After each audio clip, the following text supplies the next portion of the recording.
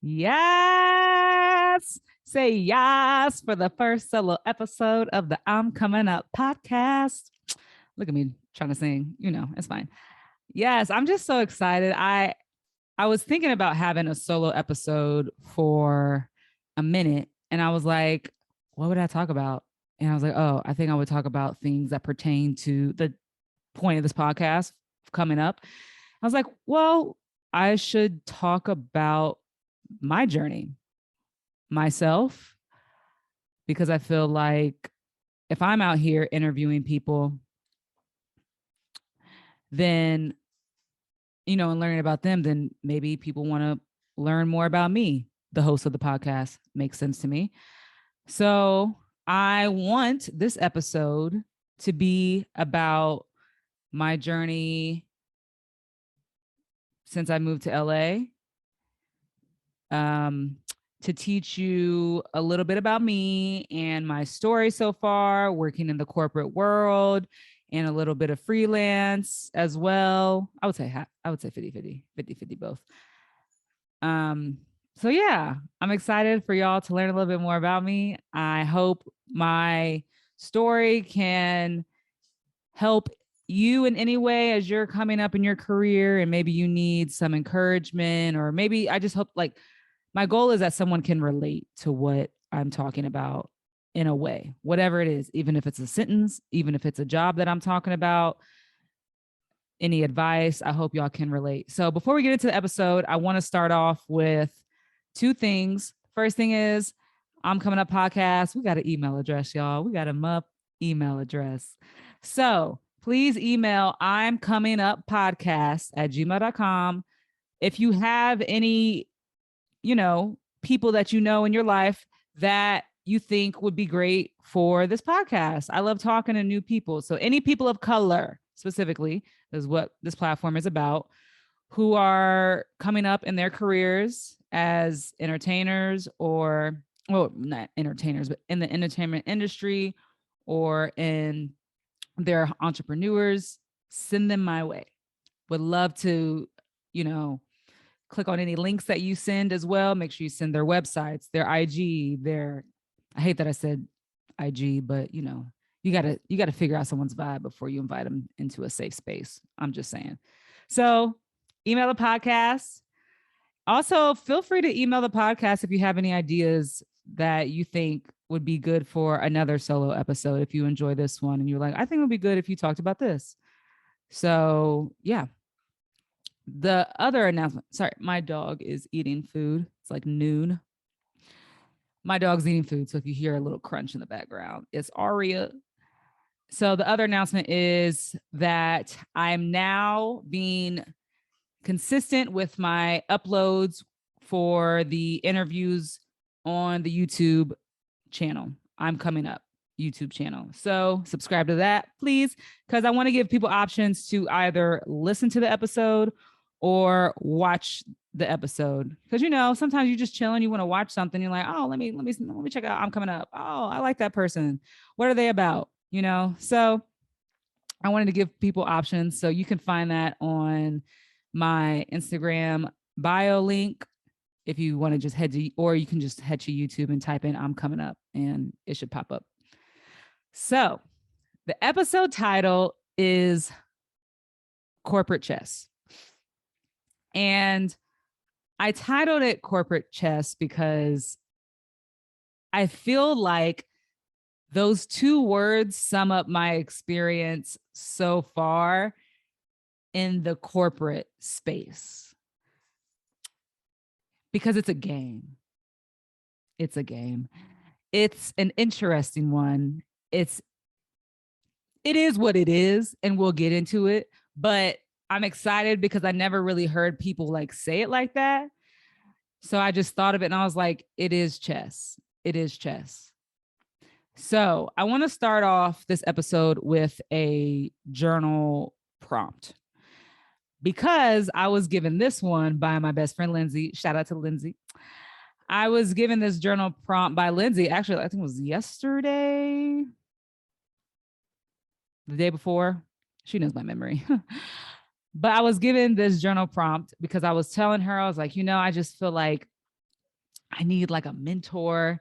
I need like a life coach. Like I'm looking for a mentor to guide me because I have so many ideas and plans, but I don't know which one should come first, how to pursue them. I'm discombobulated. And I also, I feel like, so I'm turning 30 in a few months. Shout out to Scorpios, Scorpio gang gang. Um, and because I'm turning 30, I'm like, dang, I'm not gonna lie. People on Instagram, they be making you feel like they out here doing their thing, living their best life. And maybe they are, but a lot of times they're not. But still, I tell myself, oh man, I'm not doing enough.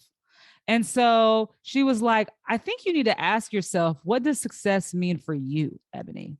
Like you're seeing all these people living their lives, doing their thing, and things seem to be going great for them. But like at the end of the day, what does success mean to you? So I'm asking y'all that for yourselves this week. Just write that down. And I'm saying that because that's what I'm going to be doing as well, is writing it down. Asking myself, what does success mean to me? And I think I have an answer for myself. And if I remember, then I'll say it at the end so far, what it means to me. But of course, when I journal this week, I'll go more into depth.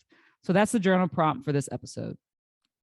I don't know if I'm going to do a journal prompt every episode, but for this one, I felt like it made sense. So my LA journey so far, I moved here in 2015, right after college. I graduated from Miami University in Oxford, Ohio. Yes, there's a Miami University in Oxford, Ohio. I was surprised actually when I moved here. Some people, like half the people that I've said that to, don't know what it is, and then half the other people are like, "Oh yeah, I've heard of it." So yeah, it was what it was. I honestly didn't care too much about like going to college. I just knew that I had to because that's what my parents said, and everyone else was doing the same thing. So I was like, all right, well, I don't want to go too far, so I'll just go 30 minutes away from my hometown. And that's what I did. So I ended up at Miami University. So I moved out there. I told my parents, I was like, I want to go senior year of college. I was like, I want to move to LA. I graduated in 2015. I majored in psychology when I first went to college and minored in child studies. I thought I was going to be a child psychologist, but looking back on it now, it's absolutely hilarious because my goofy self, like making facial expressions when they're talking about their problems, looking at them like it just wouldn't work. It wouldn't work. So I had enough self-awareness to be like, this shit ain't for me. So I switched over and majored in theater. I minored in film studies. And then the people that I was around, I was like, oh, these people are goofy and weird. This is for me. This is the space that like works for me. So my senior year, I told my parents, I said, I want to move to LA. No one in my friend group was saying that. No one in my friend group was thinking that. I had one other friend that wanted to move to LA too, and he did eventually. But I was like, this is where I have to be. I know I want to be in TV. I know that I want to be behind the scenes. I want to be a director. And so I packed my bags. It was a few weeks after graduation. Like it wasn't long after graduation because I was like, this is what I got to do. Packed my bags, and me, my mom, and my little brother in my small black Honda Civic at the time, because Honda Civic, good on gas, moving to LA, it only makes sense, duh. But shout out to the Civics, they don't get enough love. So we drove from Ohio to LA, and I didn't have an apartment. I didn't have a job. My parents were concerned, but I told them that like I was confident I was going to find an apartment because we were going to go apartment hunting. At the time, I had a roommate that also, she wasn't my roommate at the time, but whatever. This girl that I knew from college also wanted to move to LA, and we agreed to be roommates. And so our first week out there, we were apartment hunting. I was thinking, oh, all I need is a week. I'm good. No. So by the end of the week, I was like, okay, on the verge of tears. I don't think I'm going to find a place, but I know I'm supposed to be here. What do I do? And I remember a woman named Cynthia. Shout out to Cynthia. When I was working on a short film, me and her hit it off. She was hella cool. And she was like, hey, like, if you ever move out to LA, let me know. I have people stay with me who need places to stay for a few months. Just let me know if you're ever in a bind. And child, I called and I said, I ain't got nowhere to stay. Do you have an extra room? And she was like, yes, I do. And I said, oh, thank God. And so she took me and my roommate in with this 1 bedroom. We shared it. And well, it wasn't a one bed. It was like literally 1 bedroom, not 1 bedroom apartment, like a room. So, she had a mattress on one side of the room. I had a mattress on the other side of the room. No headboard because we couldn't afford that. So, I was living with her and there was like 5 other adults also living in the house. And it wasn't a huge house. So it was like my own version of the real world. But that's a plug for later in the story. So I start job hunting. And it's so funny. Oh my God, I wasn't planning on talking about this, but now that I think about it, I actually thought that visiting certain studios, like me going up to the studios, Warner Brothers, my story on that. I'll give you all a quick story because I don't want to elongate this episode more than it needs to be. Basically, long story short, I got dressed in my cute white dress and I have my resume printed out and I'm like, my little heels. And then I have a top on, by the way. If people are watching, they're wondering, I'm not naked.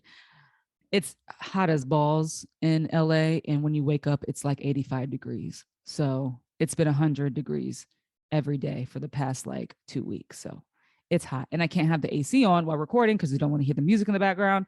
I mean, the noise in the background. So I need a tank top or else I'm going to die. That's why I got to hurry up and finish this episode or else I might die at the end. So dramatic. Here we are. So I'm all dressed up and I am walking in the living room and Cynthia's like, oh, you look cute. Where are you going? And I was like, oh, I'm going to go visit, some production companies and pass out my resume. And she was like, okay. Cause she's in the industry. She's a casting agent. And so she was like, good luck.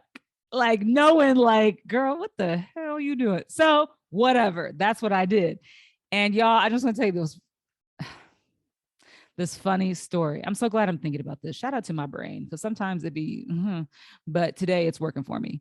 So I'll tell you the Warner Brothers story, then I'll tell you the Buna Murray story. So Warner Brothers, I'm like, okay, I'm gonna go on the lot. Like I didn't even look up how to like do anything. I just said, I'm going to go in my cute dress, look professional, have my binder of resumes. And so I park.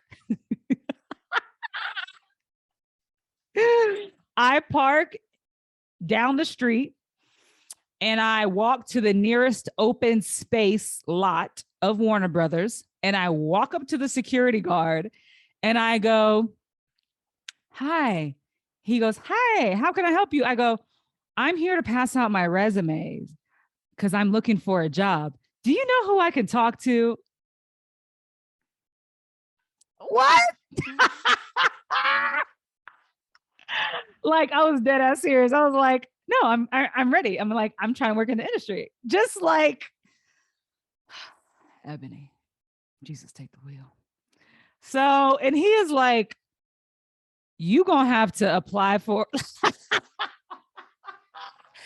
like, you need to go online and apply, or you need to call someone that works there. I'm just security for this lot. I can't help you. And I was like, okay. I went to the Walking Dead production company. Like I was just driving around all day. I was like, I need a job. And so I, while also applying, I was applying online, but when I wasn't, I was basically doing a cold call, basically just like knock, knock, knock. Here's my resume. And so, but that's how much like passion I had, and passion I do have, it's still in me. And so I was like, all right, let me go. I was obsessed with The Walking Dead. It was, this was back in 2015. So, Walking Dead was popping. And so I was like, you know what? I love this production company. I love this show. Let me go in their lot. So I park in their production parking lot. When I think back on this, I'm like, girl. But I love that for me, as people say these days. So I was wondering where you were, girl. So, anyways, I'm in the parking lot in my cute white dress with my flats, because, trying to look classy for the corporate.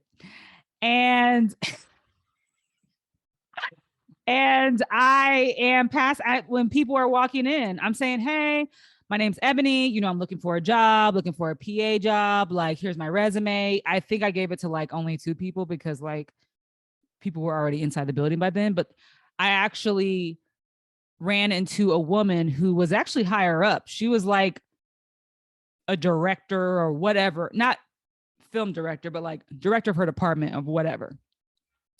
And she was like, oh, wow, I've never, I introduced myself, gave her my resume in the parking lot. And she was like, wow, I've never seen anyone do this that actually impresses me. So good for you.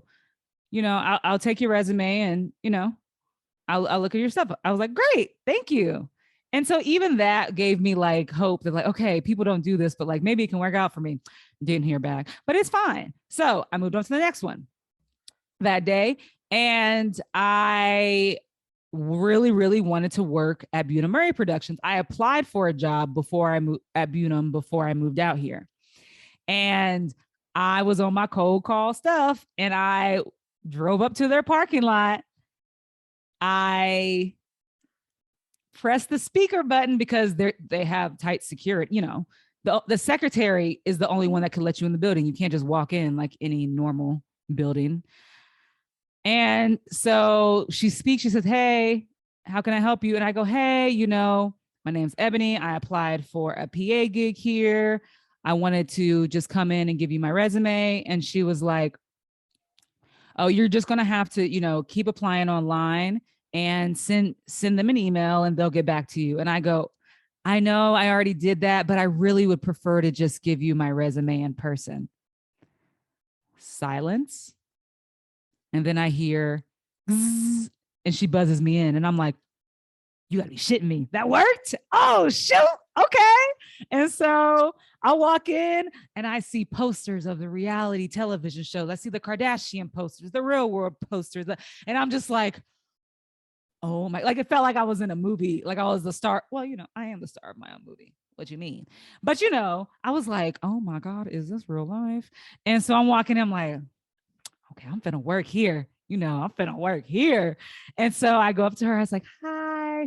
She giving me, cause she was like, hey, like, just like, I'm like, and she like, our energies were just completely different, but I didn't care because I was all in my energy. And so I was like, here's my resume. And then like, I looked back and I was like, I could tell, important people were back in this hallway. And I was like, do you mind if I just like stop by HR real quick and just talk to them? And she was like, no, you can't do that. And I was like, okay, let me not push it too much or else she won't take my resume. I was like, okay, it's fine. Got it. And so I gave her my resume and she said, all right, I'll give it to him. And I said, thank you, appreciate it, and walk out. And that like made my day. And I was like, you know what? Hard work and dedication. Now, I applied what was it? I wanted an internship there because they had interns, and I was still applying for other jobs there. So what I originally thought I was going to get while giving her my resume was an internship, but what I applied online for was a logger position. And when they called me weeks later for an interview, it was for the position I applied for online as a logger. And so, basically saying that I didn't get this job because I walked in. I got this job because I kept freaking applying. That's my assumption. That's the only way I can conclude how I eventually worked there. So I applied at Bunam. I got the job as a logger, and they said, you're going to work on the show, The Real World. And I was like, dope, you know? And so it was kind of the time where 2015, where was The Real World popping. Yeah, it was around the time where people started to be like, is The Real World still on? But I didn't care because I thought it was dope. And so I was working as a logger. Basically, you're just logging the footage, whatever you see.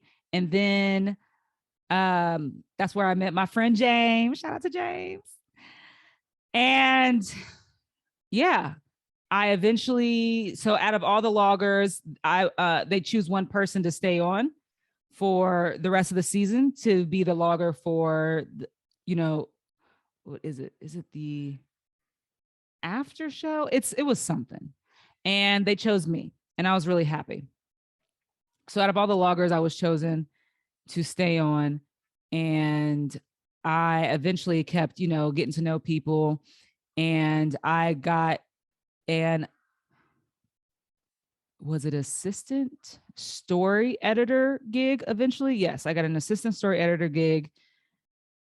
So basically logger, and then whatever I was on to stay on, and then an assistant story editor. I got chosen to be an assistant story editor for like this Mariah Carey documentary show. And I got that. And I was like, oh, this is dope.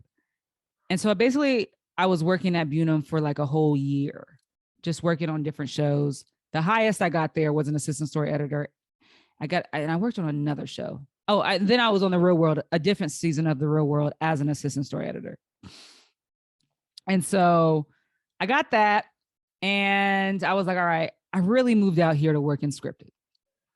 Pause. I need a sip of water because it's hot.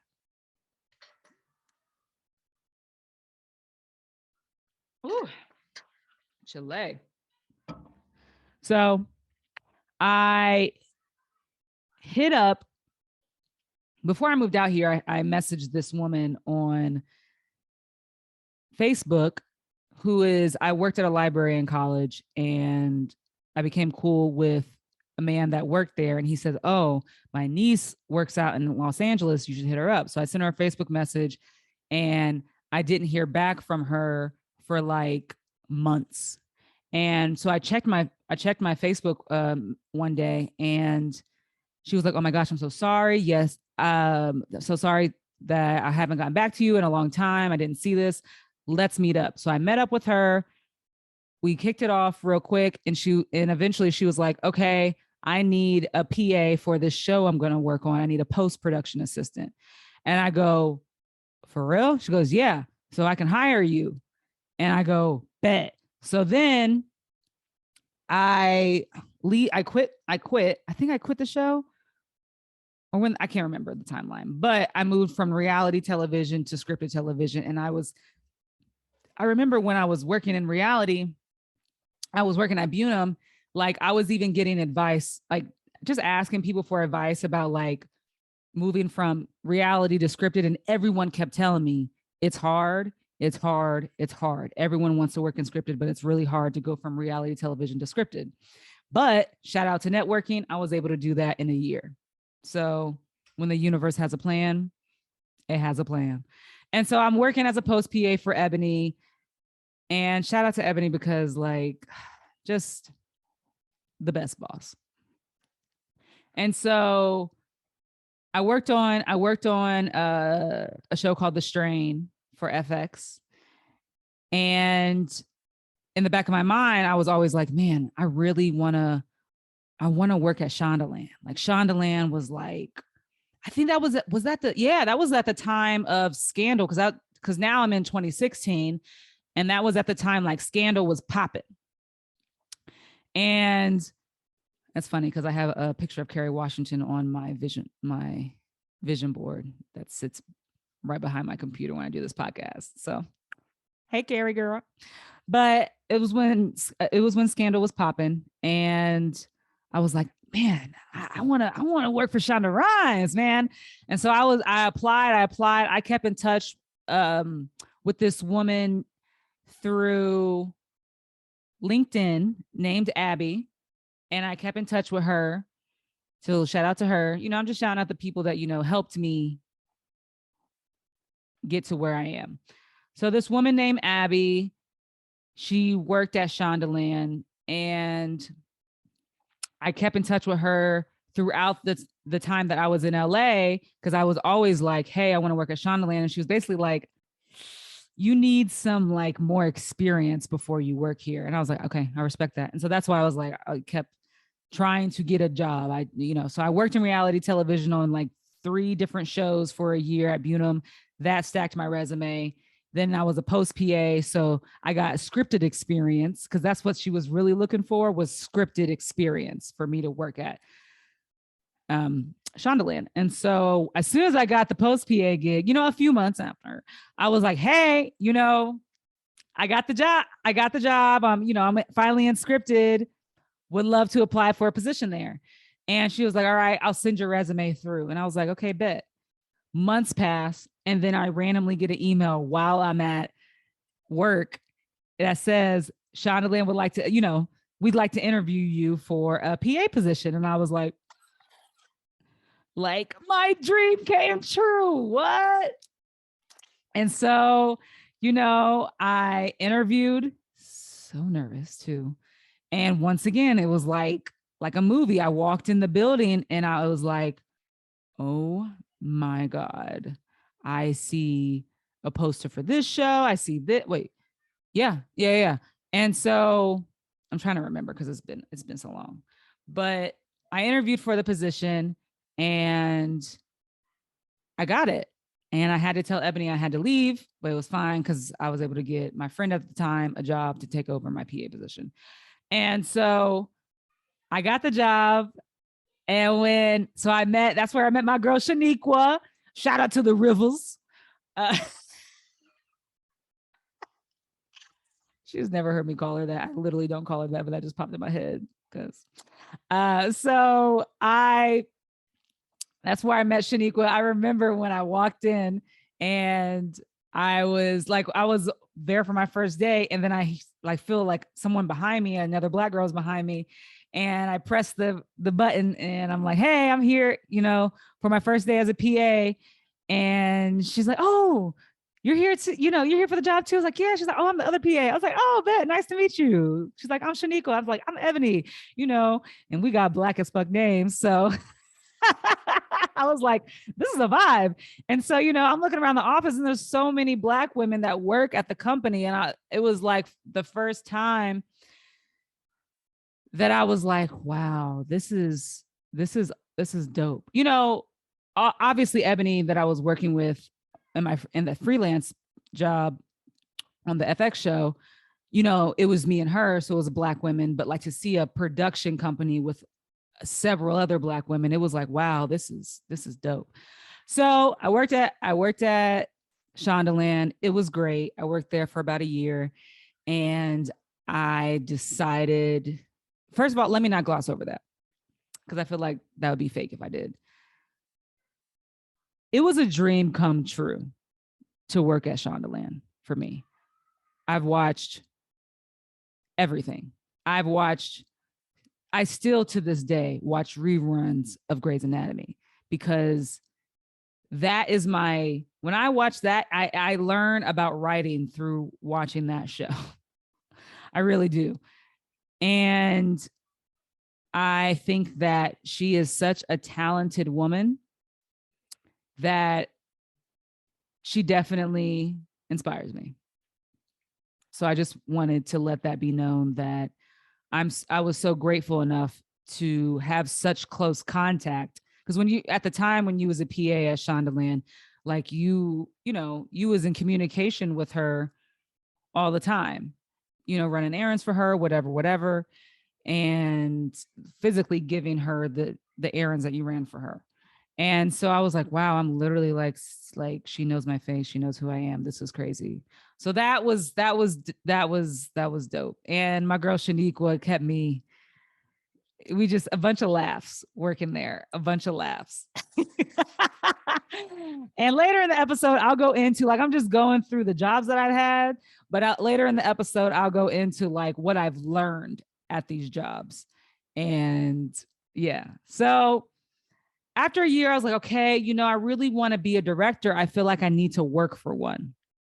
So then I apply.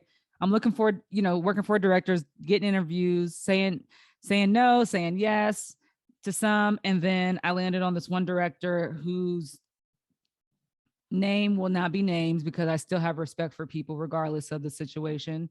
And those who know. But anyways, so I was working for a film director and I left Shondaland to work for this person. And I was so excited. I was like, oh my gosh, this is great. It ended up being a lot more personal work than I thought it was going to be. And I was working out of their house. And so I was like, okay, you know, fine. But working out of their house, picking up their kids sometimes, you know, walking their dog. But then towards the end, I was going to start going to meetings and I, you know, long story short, I was disrespected. And I only worked there for 2 months before I quit. I was disrespected and I was full of anxiety every time I showed up to work because this person had, it's not high expectations because I can work for people who have high expectations. It was the delivery of how they express their expectations.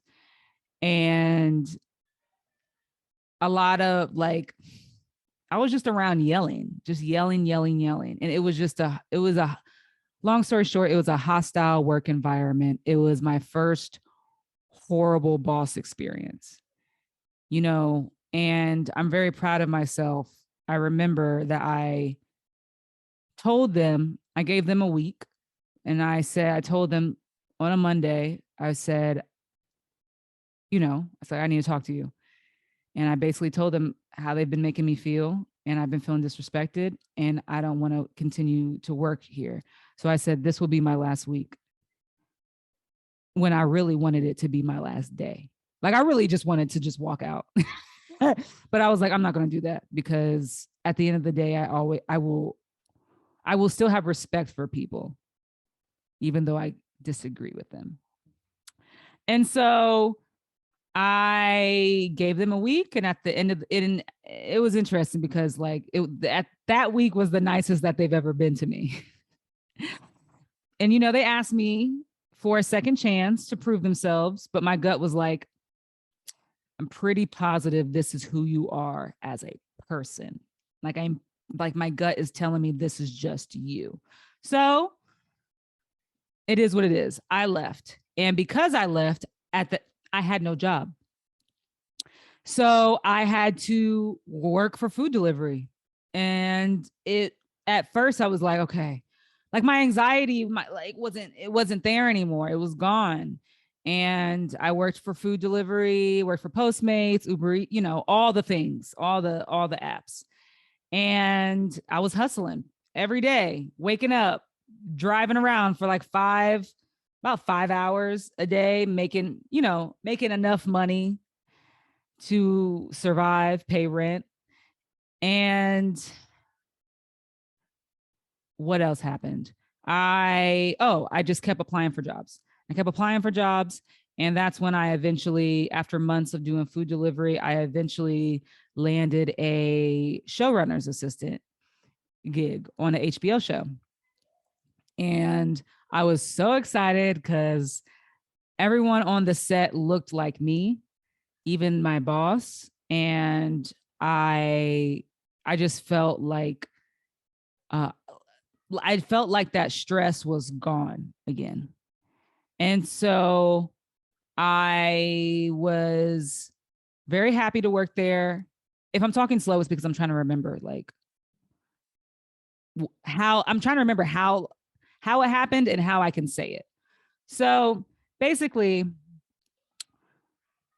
I started working there and it was good at first. It was actually great. And the only issue was when I started going on set, there was just a lot of demands that needed to be, there was a lot of things that I needed to do but I was only one person. And I felt like there were so many times that I needed to be two places at once. And it was just stressful for me. The specific job wasn't for me. And I stand by that to this day. Like I have zero interest in doing that again.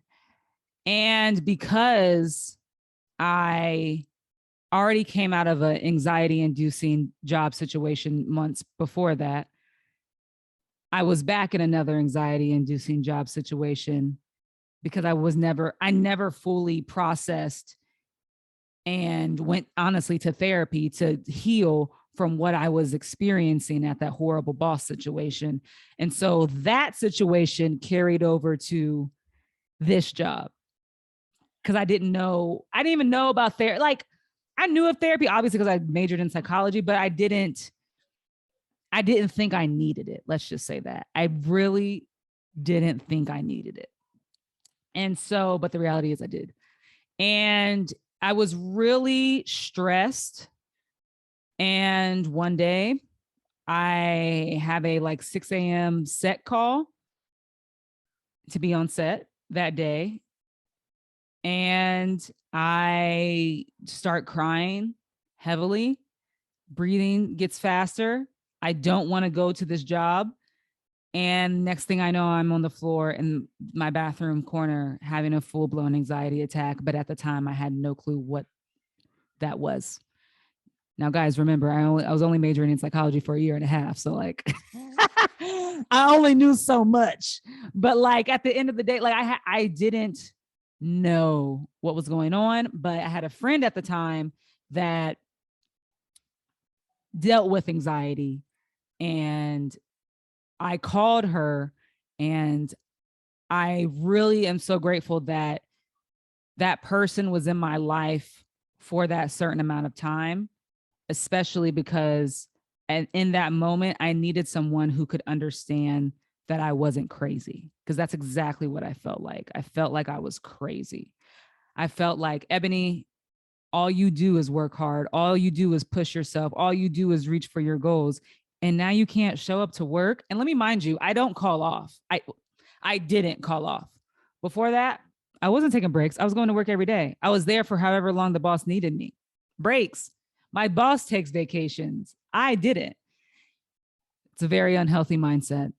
It's a very unhealthy mindset. And so I just remember when I called off, and I texted her and I told her I was sick, you know, and I needed the day. And she said, okay, feel better. I'll see you tomorrow. And so I remember I wake up and my body is just aching. Like if someone told me that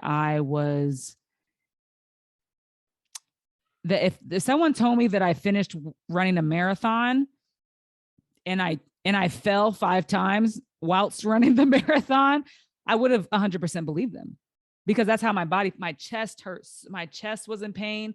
My whole body was in pain. Like I was walking like this, and I was like, oh my God, what happened? It was because my body was in shock. It was trying to protect me from something from here.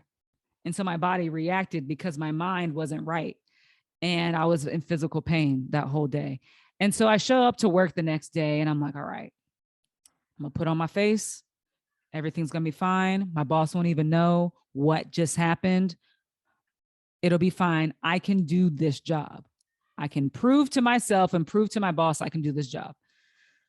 So they allowed me to stay in their trailer for the day to get some work done, because they could tell that like I was overwhelmed. And I appreciate that they did that. And so in the trailer, my mind just isn't right. And I think of all the things I have to do, and I'm staring at my laptop, and I am like walking around her trailer, and I'm like talking to myself like, oh, it's fine. It's fine. It's fine. I can do this. I can do this. I can do this. And then I start crying, and I have an anxiety attack, and I call my girl Tammy, and I'm like, yo, I need you to come here to their trailer. I don't know what's going on with me. And she helped me out. And I told her, I was like, I don't think I can continue working this job. And I was embarrassed. I was really embarrassed. I was really embarrassed. I remember driving. I told Tammy that I have to leave. I am driving, and the producer, while I'm driving back home, I think I probably emailed somebody. I told someone on the set that, like, I got to go home. I can't do this. But it was honestly, thinking back, like, it was all such a blur, because after an anxiety attack, like, sometimes things get like discombobulated in your memory. And so I'm driving back home, and the producer calls, and I just immediately start bawling into tears. And I'm starting to get emotional thinking about it. And because I never really take time to really think about this unless I'm in therapy. And so I'm bawling my eyes out, and I tell her, I just keep saying, I'm so sorry. I'm so sorry. I just can't do this job anymore. I feel so bad. And she said, listen, I just want to make sure you're okay. She goes, you're not the first person that this has happened to. Like, because she's been in the game for years. So she was like, this happens. People get stressed out, and I just want to make sure you're okay. And it's like, yeah, I'm going home. I'll call my boss, when I get home. I talk to my boss. I apologize. We talk, and, thankfully, they forgave me for that, because they were the type of person that, understood to a certain extent what was happening to me. And honestly, I felt like they probably understood what was happening to me a little bit more than I even knew what was happening to myself. Um, and I really appreciate them for that. I'm trying not to cry. So, yeah, no, I would actually love to run into them one day and just like say thank you again to them. I already told them thank you, but I just want to say thank you again to them and give them a hug, because it could have went left. I could have had a boss that just like went left and like cursed me out, but that's not who that person was. And so I'm grateful for that, because my mind just wasn't right. And so that's when I started going to therapy. So long story short, I go back to the food delivery Postmates world, and I'm like, well, shit, now I got to make money this way again. And so I'm working food delivery again, and I'm just like, I have to go to therapy, even though I know I can't afford it, but I have to make myself afford it. So I just got to adjust my spending so that I can figure out my mind. And I first went on Talkspace, then I went on therapyforblackgirls.com, who I recommend Black women go there to find a therapist. I found mine virtually. And so I found a Black female therapist, and just, it really, really, really helped me. Oops. It really helped me in ways that I didn't realize I needed. It helped me process like what it means to work in a stressful work environment. So after that, I'm like, now at this point, I'm like, okay, yes, I was an assistant. I was a showrunner's assistant, because like anyone that knows like the freelance life, when you're a showrunner's assistant, like, the pay is different. Now the price has raised, basically. And so I'm like, dang, now I got to go back and just accept some type of job that just pays more than this food delivery. And long behold, I'm back as a post PA. So it's like showrunner's assistant, and I had to go back down as a post PA. And I was like, well, here I am once again. And I was just like, whatever, I got a job. And if I got to start from the bottom again to keep climbing the ladder, then I'll start from the bottom again to keep climbing. So I was working that job, and shout out to the L Word. I was working on the L Word, and I really loved most of the people that I worked with in post. So I'm very appreciative of them. And I say most of the people because there was only one person. I was just like, ugh. But everyone else was hella dope. And so I get really cool with one of the editors. Shout out to Oscar. Like, what? That was my dude. He's just so cool. He's a vibe. And we kicked it off, and he was like, you know, before he left to go on his next show, it was like we're about to wrap, like a month before we're about to wrap. And so he was about to leave. It was his last week. And he asked me, he was like, what do you want to do? You know, career wise. And I was like, honestly, I've been on this freelance thing for a little minute. And because the showrunner's job was only for a few months. So, excuse me, did you hear my burp? Oh my God. Maybe I should cut that out. So I told him, I was like, I really want like a stable job. Like I want to get back into corporate because I need consistency. And I just threw it out there. I was like, my dream would be to work at Netflix.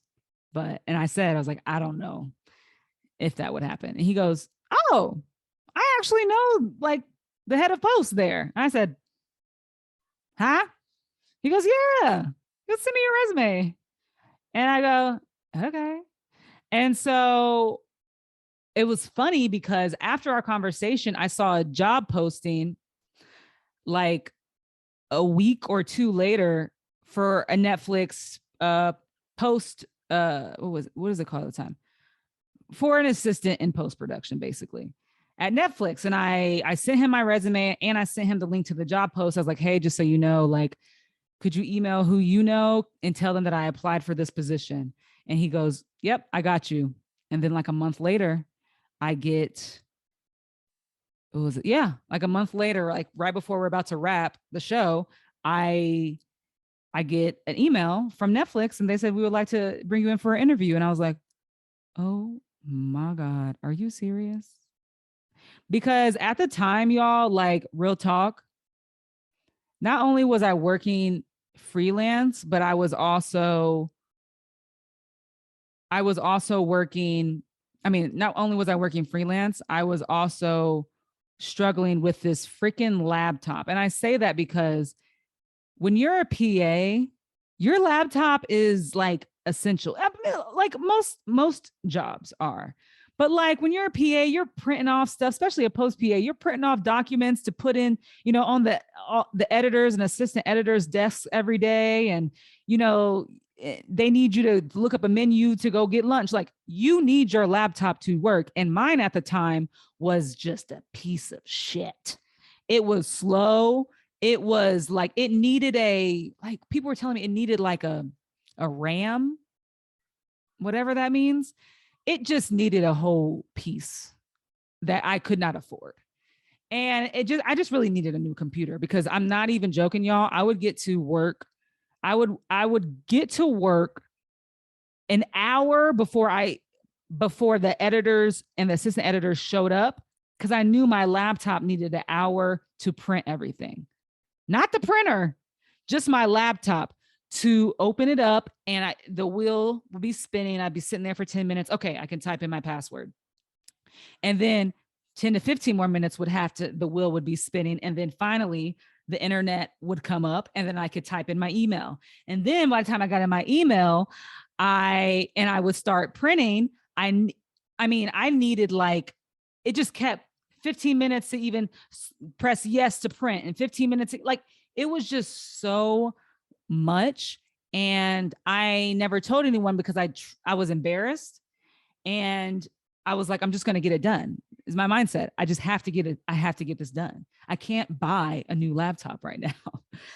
So, and I say that to say, because when I got the email or the call from Netflix that I got the job and I was told I was going to get a work laptop, I was like, this is amazing. Are you serious? This is meant to be. Like, because I can't imagine showing up at Netflix and, high demand, fast paced with my shitty laptop. And so I was just so grateful. I was like, thank the Lord. Thank you. And I was just so happy. And I remember, here we go again, first day at Netflix, walking in the building, and I'm just like, looking around, and I'm like, oh my God. Now, let me remind you, this is a month before the pandemic hit. So is when I started working at Netflix. And I was like, yo, this is dope. I'm seeing all the shows, like posted like around the building. And I'm just like, what? And then like they at the time before COVID, they walked you in and they had like a whole thing. They have like a whole thing they did back in the day for people that started working there. And I was just so grateful. I was like, wow, I'm in therapy now. I know how to handle work stress a lot better than I did before. And I'm making the most money that I've ever made in my life. And I like my boss. This is great. This is everything was like what I needed. And I was like, thank you. I was just so grateful. So that's my journey. And I'm still working at Netflix. It's going to be like 3 years in a few months that I've been working there. And I will say this is definitely the best company that I've worked at so far. And I say so far because my journey isn't over, y'all. My journey is not over. There's a purpose for me on this earth. Okay. And it doesn't stop at working for Netflix, and it won't even stop at working with Netflix, because yes, one day I'm manifesting, I will be collaborating with Netflix as a director. I'm just putting it out there. My purpose is bigger than any company that I work for. So I want to get into what I learned about working in the corporate world and the lessons that I've learned. This episode might be a little long, so I hope you have time. The lessons that I've learned so far starts with, how many do I have? 1, 2, 3, 4, 5. I got 5 for y'all. So the first one, and I just wrote these down, no particular order, but the first one that I wanted to talk about is not attaching my identity to my jobs. There was a point in my life where, I'm not going to lie, because I kept getting like the jobs that working for companies that I've always wanted to work for, I was attaching my worth and my identity to that said job and the company and the status of it. And I was like, honestly, my anxiety attack experience and quitting the job with my horrible boss experience, it woke me up, and it reminded me, I was like, oh, all of this can go in a, like, real quick. It can go fast.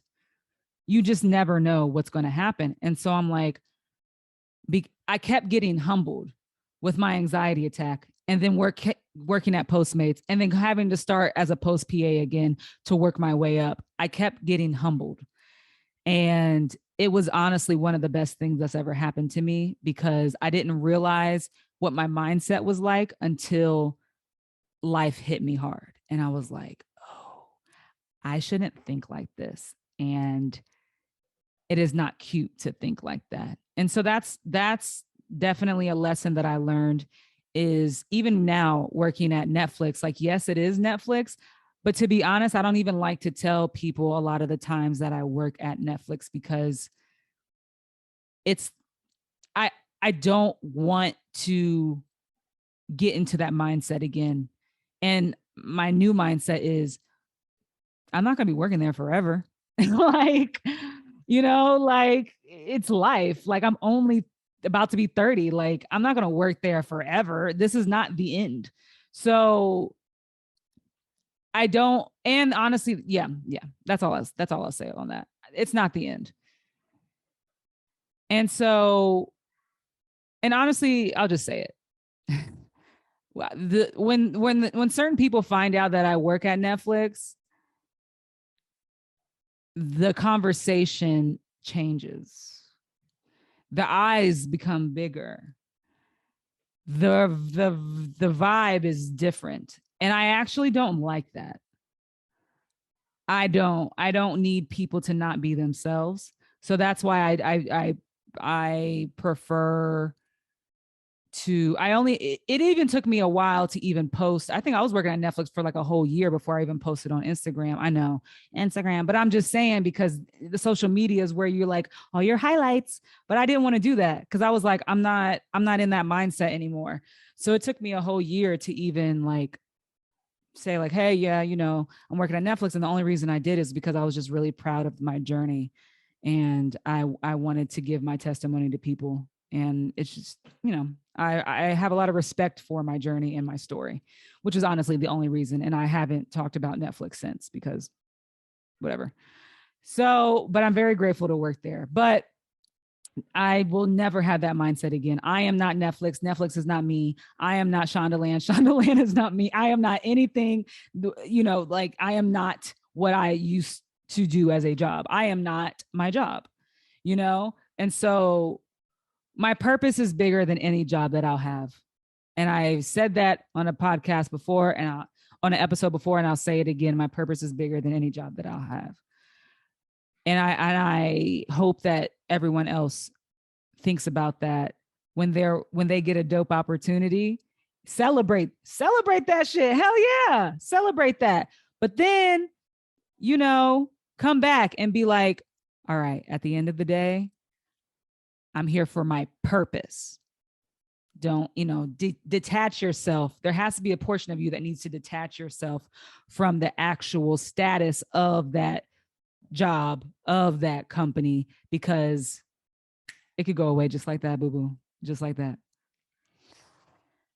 So, the second thing that I've learned so far working in the corporate world is the title of this episode, Corporate Chess.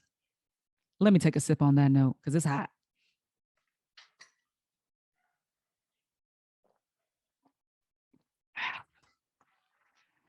Yeah, corporate chess. Here's the thing. I call it corporate chess because you really have to be strategic about your moves when you're working in the corporate space. Before I worked at Netflix, I was playing checkers basically. I was out here playing checkers. I was like, because on a checkerboard, like you got two colors. One person's white. I mean, Jesus, take the wheel. One person's red and one person's black. And so you know what the basic rules are, and you hopping over, pow, pow, pow, pow, and that's what I was doing when I was working in the corporate space before Netflix. I was just giving everyone all of my personality, let's just say. And I was like, one, I was really excited to work at these production companies, to be honest. And two, I didn't have a filter. And it's funny because at the time I thought I did have a filter, but no, thinking back on it, I did not. And I didn't do the best at saying things at the right time and the right place because I would just say them. When I saw BS, I pointed it out to that person, regardless of who they were in the company. And that wasn't okay. It wasn't okay. But, a Scorpio gonna be a Scorpio at the end of the day. But that's not an excuse. I laugh because I don't laugh in approval. I laugh because of how ridiculous some of my moments were. And anyone that's worked with me before Netflix, I really hope you're laughing too, because yeah, that's what we'll say. So I learned that in the corporate space, you just got to be, you can't give people all of your personality, because that's not the space where that is welcomed or needed. Let's just be real. Imagine if we walked into work and we gave everyone 100% of us, all of our weirdness, all of our ratchetness, all of our everything, all of our jokes. I mean, we would be fired. Like, and I was like, but I was giving most of myself at these jobs, and I know that it bit me in the butt a few times, because certain people, I'm really good at reading the room, even though I used to talk a lot. I'm a lot quieter now, because I realize that that's, you just learn a lot more, and with maturity, and it really comes with maturity, you know. And there were just moments like, I wasn't invited to things that other colleagues were invited to, and I peeped that. I didn't say anything. It hurt my feelings, but I had to, and people were just acting different after I stopped working at, a company. Some people they were just acting different around me when they would see me. And I realized that, but I didn't address it, because it's like, what am I going to do? Like, I'm just going to continue to be me. But because I was in therapy and still am, I was able to sit with myself and just really be honest with myself and be like, okay, Ebony, you need to take accountability for your actions. I wasn't cussing nobody out. Oh no, I wasn't doing. I don't want people to think I was doing that, because I'm like, no, I'm not that ratchet to you guys. But I was just telling people how I felt, and I had to take a step back.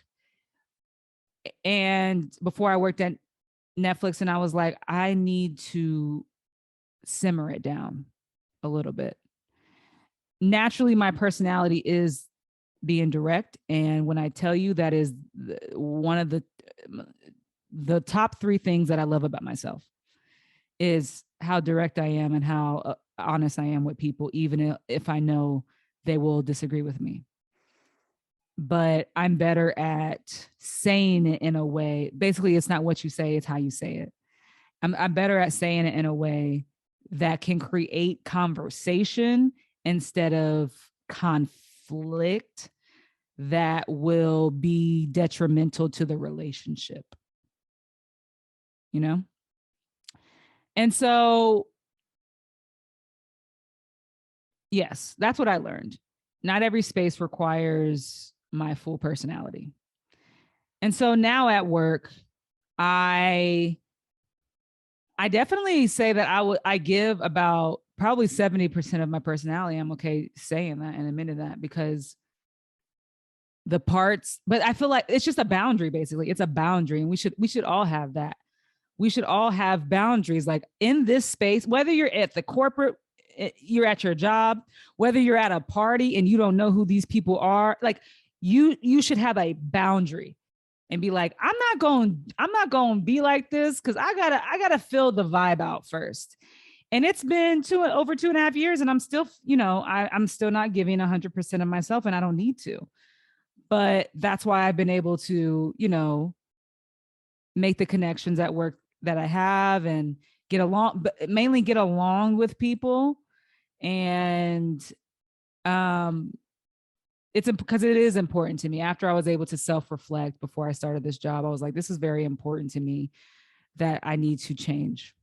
And I'm okay with admitting that there was parts about my personality that needed to change. And so, yeah. And I will say, I look back on who I was and how I was acting, and that's it's a different person. It is, which makes me happy, and it's growth. It's growth. And I just want to say thank you to the coworkers that still talk to me, and still vibe with me and fuck with me. Like I appreciate it, because at the end of the day, you knew my heart. You knew I am love, and I love giving love. I just didn't know how to go about that all the time. So you know who you are, and I appreciate you. So the third thing that I learned is it's okay to start over. It's okay to start over. It's okay to start from the bottom again. After my anxiety attack and before that, when I quit my job working for that director, I kept having to go back to food delivery because I had to survive. And I honestly have the mindset of like, if I need to start from the bottom again, I will. Now, because I am where I am, the bottom isn't the bottom like it was before, like starting from it's just you rise to a certain level, and then you're like, okay, I got to start over. It might mean my pay is a lot less than it was at this other job, but I'm starting from the bottom pay that I had experienced before, and now I'm going to have to work my way back up. And so to get to where I want to get to, because life throws you curves, it's the ups and downs of life. And so I am humbled. Life has humbled me a lot, and I am okay with whatever happens, because I feel like my journey has been so unexpected that there's not too many surprises anymore. I'm just preparing. And maybe this isn't the healthiest way to think about it. Who knows? But I honestly just prepare myself for the worst a lot of times. And I'm just like, all right, what else you got? Because I've been through it. So what else you got? Are we doing another anxiety attack? What, do I have to quit a job? Am I going to get fired? Knock on wood. Like, what is it? Because regardless of what happens, I'm still going to be here, and I'm still standing. And I needed that to get to this point. So it's okay to start over, because it doesn't mean it's the end. It's actually a beginning to a new mindset, a beginning to a new route, a new career route. It's just the way that you think about it. That's what I'm telling myself. And hopefully you can get something from that and maybe relate. The fourth thing is that I learned is a job is not more important than my mental health. I prioritized a job so much so that I was not calling off work for vacation days.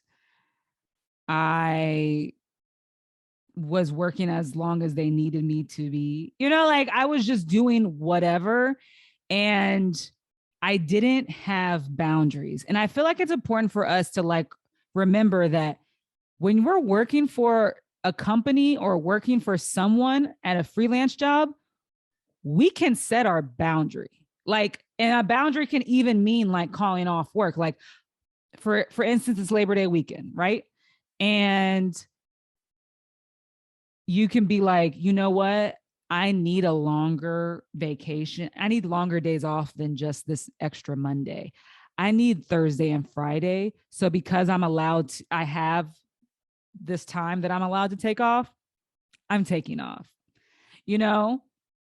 just letting them know, like, and you also just, you teach people how to treat you in your personal life and in the corporate space and at any job that you have. You teach people how to treat you. So if you're telling them, like, you get a job and you're like, hey, by the way, I got a vacation that I already, planned. It's going to be in the next 3 to 4 months. I just want to give you a heads up. It's up to them if they want to still hire you or not, but like, I'm not going to not go on this vacation. I had it before you. I'm gonna still have it when I'm working for you, or, oh, I have this wedding I need to go to, or, oh, I'm just tired and I need a week off. So I'm taking that. Mm-hmm. Yep. So like, yeah, it's important to rest. And that's what I had to learn because I wasn't resting. My mind was constantly going.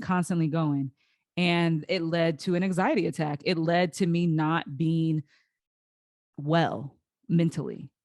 It led to me being stressed. And my body was telling me I've had enough. So it really, the anxiety attack woke me up, especially the fact of having it like one day and then the next day having it again. Like having it in my boss's trailer was one of the most embarrassing things besides quitting the job. A set full of people who were probably asking, where's Eboni? And being, talked about, understandably so. Not like in a bad way, but just being like, oh, by the way, she quit. And, having to leave this question mark space of what happened. It was embarrassing. It was embarrassing. So my mental health is very important to me. So so that doesn't happen again. And I'm not saying that I won't quit a job again, because best believe if it ain't for me, I'm out. Like, nope, I'm gonna go over here, but I'm not gonna, I see the signs of stress that's unhealthy. I see the signs of me being stressed about a job that's unhealthy as well. So now I'm able to gauge, okay, is this too much for me? I wasn't asking myself if this was too much for me before. I was just doing it. And so now I ask myself, like, is this too much? And if so, what do I need to change? And I'll talk to my boss about that. And I think we need to remember that too. Like, it's okay to talk to your boss and tell them that you're overwhelmed. It doesn't mean you're weak. It doesn't mean that you can't do your job or you're not suitable for the job, but it means that it's too much for you. And something has to shift. And hopefully you have a boss that's understanding about that. And if not, you need to ask yourself, is this job too much? Should I apply for something else? And if your answer is yes, I'm telling you, it's going to be okay. It's going to be okay. You're going to get through it.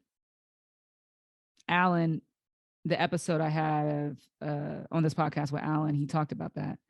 He made a comment and was like, do you not think that you don't like, he was like, you have a lot of experience. You're great at your job.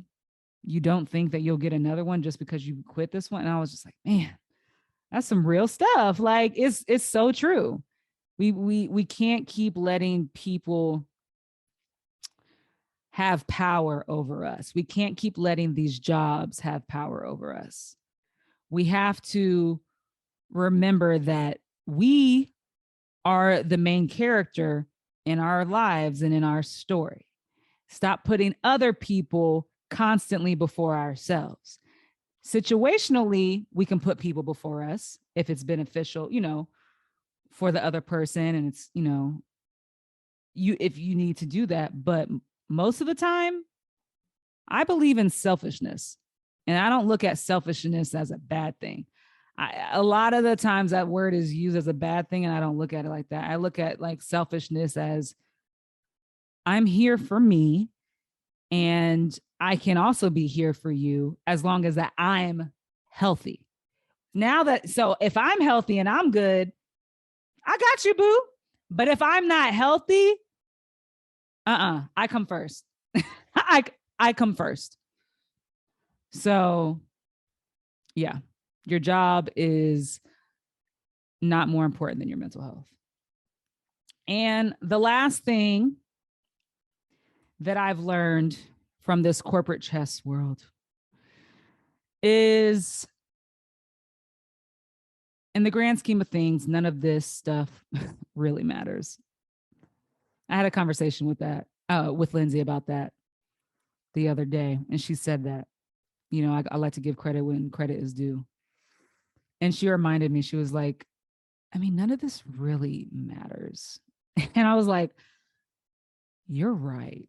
Like, it doesn't really matter. I quit a job. Okay, I'm going to do what I got to do to get another one. I get fired. All right, I'm going to do what I got to do to get another one.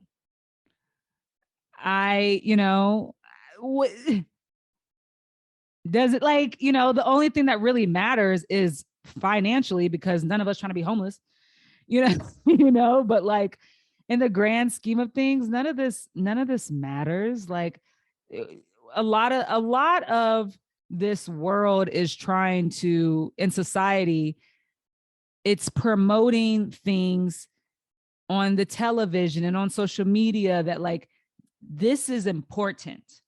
It is very important for you to have a 9-to-5. It is very important for you to go to college. It is very important for you to believe this religion. And it's very important for you to not be, a part of the LGBTQ community. You have to be this, you have to be that. It's very like all this BS. And it's just like, who made this up?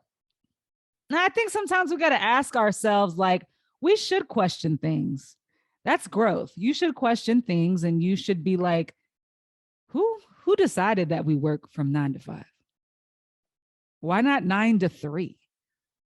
Studies show that you're more productive if you only work, from like 9 to 2, 9 to 3, you'll get more done. But like 9 to 5, 9 to 6, I don't know. So I just say that to say, like, because a lot of this doesn't really matter in the grand scheme of things, what company we work for, the status of our job, all of that, like what really matters to me, because I'm not going to tell you what should matter to you. You can fill in that blank. But what really matters to me is my values and what I stand for and who I am as a person. That's what matters to me the most. And that's what I try to focus on every day through meditation, through therapy, through gratitude. That I'm trying to get better at gratitude. I'm not the best. I'm not even gonna lie. I'm not the best. And I try to wake up and be like, okay, name at least 3 things that you're grateful for. Okay. I'm grateful for finally being able to live on my own. I'm grateful for having a dope job that I've prayed for at a company that I work at that I never thought I would work at. I'm grateful for my talents, my creativity. I'm grateful for my dog. But even if this job goes away, I still have so many other things to be grateful for from my journey and where I've been. I'm grateful for my mental health, most importantly. I'm so grateful for my growth and my self-awareness, that I'm able to admit where I went wrong and ways that I can be better. And I'm just, I'm grateful for that. I'm grateful for that. So I also wanted to say that I'm okay with, like, thinking back on my journey and thinking back on just the roller coaster. And I saw a video yesterday that I posted on the gram of Jay Shetty. He was on the Man Enough podcast, a podcast that I love. And they asked him what he doesn't value that he used to value. And he said that I don't value being understood. He said, I used to value being understood. And it only took him seeing that clip one time to immediately relate to that. And I was like, oh, absolutely. That definitely, like, that sums up a lot of my story, my journey so far that I've had. I've always wanted to be understood. I wanted people to understand my personality. I wanted people to understand, why my anxiety attack and why I quit my job. Like I wanted people to just get me. And I am 100% okay with people not getting me. Because if everyone understood me, then I feel like there would be no authenticity to my personality. It wouldn't even make sense because I'd be on some goofy stuff and I say goofy things. And it's just like even my best friends be like, what? And yeah, I learned that it's in the grand scheme of things, none of this really matters. And you can't expect people to understand you 100%. So all in all, I want to go back to this journal prompt and ask you, what does success mean to you? So hopefully, we all can answer this. I will, it's Monday, Labor Day. So I'm going to go to the beach in a few hours and watch the sunset and journal and finally finish my Jay Shetty book. It's taken me years to finish because I'm a slow reader and I'll be getting bored with books sometimes. But I really love his book. Shout out to Jay Shetty. But I'm going to answer this question while I'm on the beach. What does success mean to me? Because to be honest, I don't know. I really need to take time to think about it. But, I'm asking you just in case, you think about it too. So let's all do that together. I hope that you learned a little bit more about me and my story. What I didn't mention, last thing, is that my ultimate career goal, since I ask all the guests on the podcast, I'm going to tell you myself, my ultimate career goal is I want to be, and I will be, a film director. That is my goal. I shot my first film last year.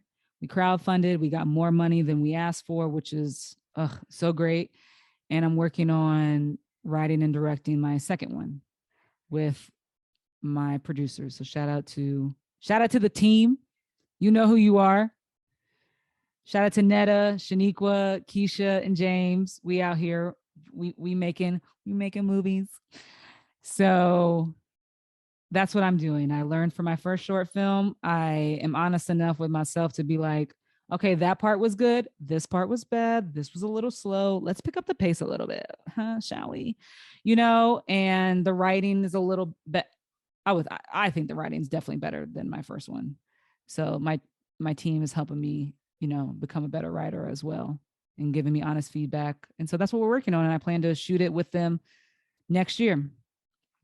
So yeah, that's my goal. My other career goal is to, you know what? Not everyone deserves my goals. So I'm not even going to say that. I'm going to give you that. Boundaries. I'm going to give you that. That's all I'm going to give you. Listen, I got my Harry Potter. Wingardium Leviosa from London. This is from London, you guys. If you're watching the video, you can see this. If not, just imagine a dope wand. But it sits, I have my Harry Potter wand, and then I got my vision board that sits behind me when I record these podcasts. So on that note, I appreciate y'all. You know what I should do? Because I ask all the guests on my I Fuck With You segment, I should mention people that I fuck with that are coming up. So I would say shout out to Shaniqua. I'm going to text her. I'm going to be like, listen to this episode. But shout out to Shaniqua. She is a showrunner's assistant on P-Valley. And she's also a writer and a producer, and she be out here and she's helping me with my short film. So she's the one that I worked with at Shondaland. She was the other PA, and we still keep in touch. We're still friends, and that's someone who I know is hella talented and is gonna she's gonna make it big. She has a great personality. She's very talented, and she coming up. She gonna make it far. Shout out to my boy James. I worked with him at Buna Murray, and we was loggers together on the Real World, laughing it up. And I am so appreciative that me and him still keep in contact, and we consider each other friends. And yeah, so shout out to James. He's been a producer for reality TV for a minute, and he's also he's worked for BT, he's worked for Viacom, he's worked in post as a post. I think he's a post supervisor now, post producer, not sure, but he's coming up in the industry, and he's also working with me on this short film as a producer.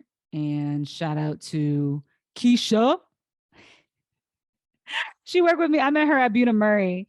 And, before I, simmered down my personality a little bit more in the corporate space, every time I saw Keisha at Buna, I'd be like, yes. I'd be like, hey, Keisha. You know what it reminded me of? It reminds me of, there's an episode on Insecure when Molly has to tell this new Black girl at Molly's job. Molly has to tell this new Black girl to simmer it down. I was that Black girl. And Molly was Keisha. And Keisha was always like, Eboni, chill. And I was like, what, girl? How are you? I'm happy to see you. Because her and Deja were the only other Black women that I would see that I knew that worked there. And Tia worked there too. And yeah. And so Keisha she still stayed friends with my crazy self. So I say, when I call myself crazy, I say I'm a good crazy, because I am. I'm goofy, I'm loud, I'm energetic, I'm funny, I'm great. So she stayed with me, being friends with me. We talk often, and I love her. I appreciate her.